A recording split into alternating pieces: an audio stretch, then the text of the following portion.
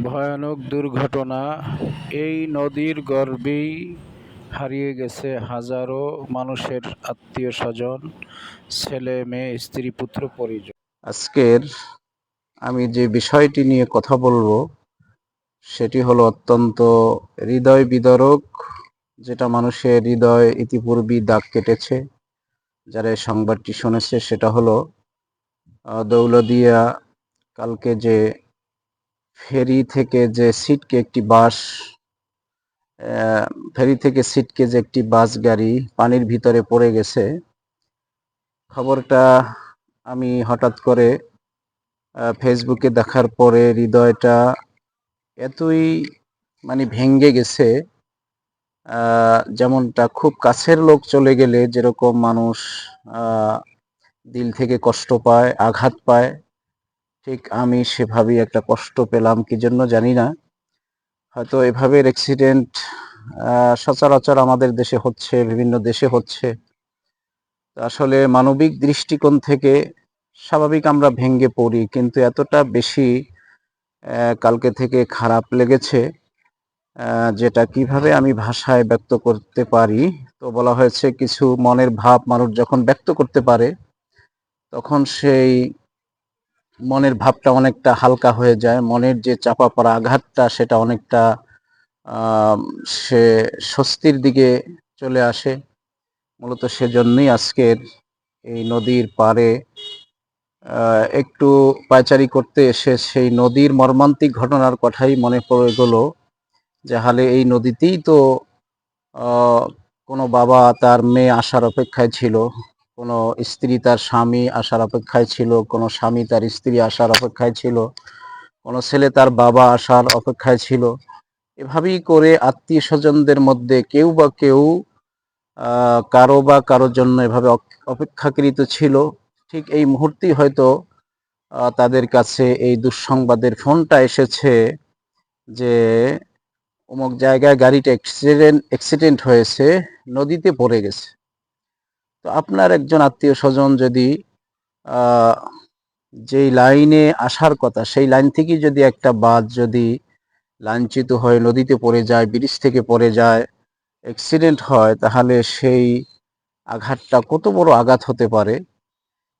সেই দৃষ্টিকোণ থেকে আসলে এই যে নদী, এই নদীর কূলে ঘুরতে এসে আমাদের যেরকম আনন্দ, দিল উচ্ছ্বাসিত হয়ে যায়, অপরদিকে আমাদের ভাবতে হবে যে এই নদী এক ভয়ানক নদী। এই নদীতে বন্যার কবলে পড়ে জাহাজ ডুবি হয়ে, লঞ্চ ডুবি হয়ে কত মানুষের কলিজার টুকরা সন্তান, কলিজার টুকরা নাতি, কলিজার টুকরা স্ত্রী, এভাবে করে আত্মীয় স্বজন কতই না হারিয়ে গেছে।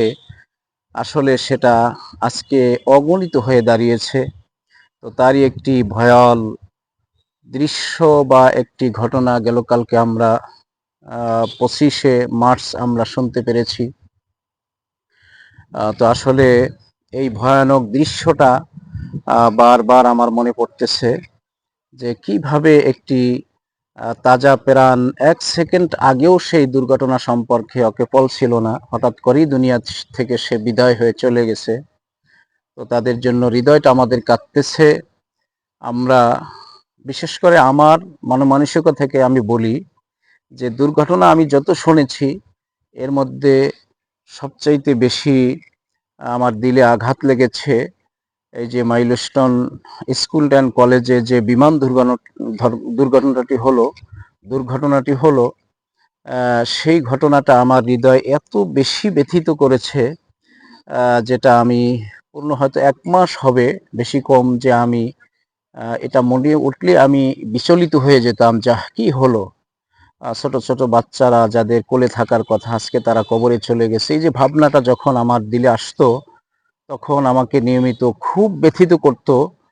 আর এর ফাঁকে অনেক সময় চলে গেছে, এর আগে পরে অনেক ঘটনা হয়েছে। আর বিশেষ করে কালকের যে ঘটনাটা হলো, এই ঘটনাটাও আমি যখনই কালকে রাত্রে ঘুম হয় নাই আমার, যে এটা কিভাবে কি হলো, একটা মানুষ সেই বাসের চাপা পড়ে পানির মধ্যে, ছোট বাচ্চা এভাবে মা বোনরা শ্বাস নিতে চাইছিল কিন্তু শ্বাসের মধ্যে তার মস্তকে পানি চলে গিয়েছিল। সে শ্বাস টানতেও পানি চলে গিয়েছিল, ছাড়তে পানি চলে গিয়েছিল, সে কিছু বলতে চাইছিল, সে বলতে পারে নাই, সে কিছু তার আকাঙ্ক্ষা ছিল, সে আকাঙ্ক্ষা তার পূরণ হয় নাই।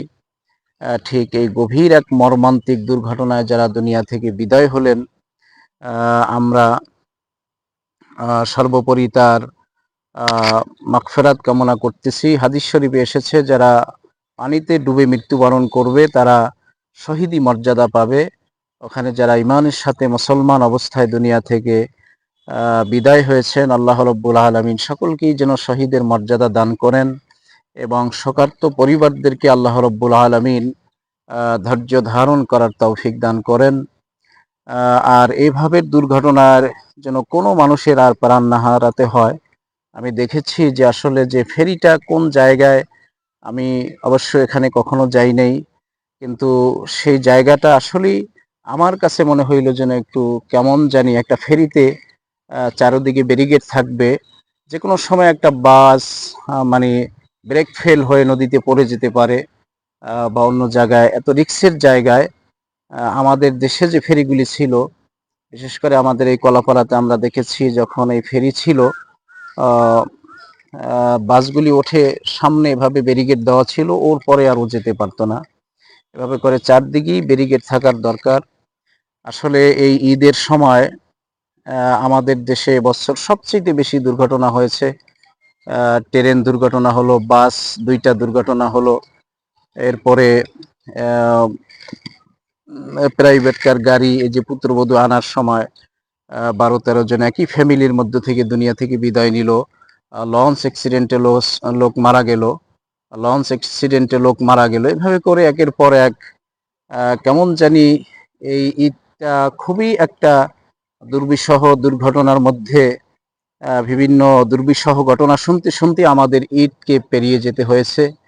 এজন্য আমরা ঈদ যাত্রা হোক, যে কোনো যাত্রা হোক, তাড়াহুড়া না করি এবং খুব সতর্কতার সাথে আমরা চলাফেরা করব, আল্লাহর নামেই চলাফেরা করব এবং যতটুকু মানে সতর্কতা থাকা দরকার আমরা এতটুকু সতর্ক থেকেই চলাফেরা করব, আল্লাহর নামেই যাত্রা শুরু করব।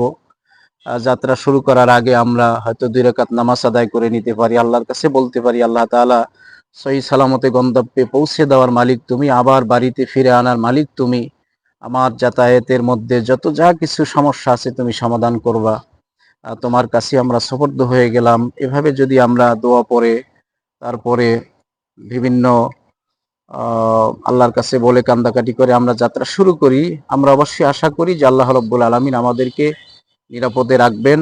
আল্লাহ তাআলা এই দুর্ঘটনায় যারা মারা গেছেন সকলকে জান্নাতের মেহমান হিসাবে কবুল করেন, আর আমাদেরকেও সতর্কতার সাথে আল্লাহর উপরই ভরসা করে আমাদেরকে যাত্রা করার তৌফিক দান করেন। আসসালামু আলাইকুম।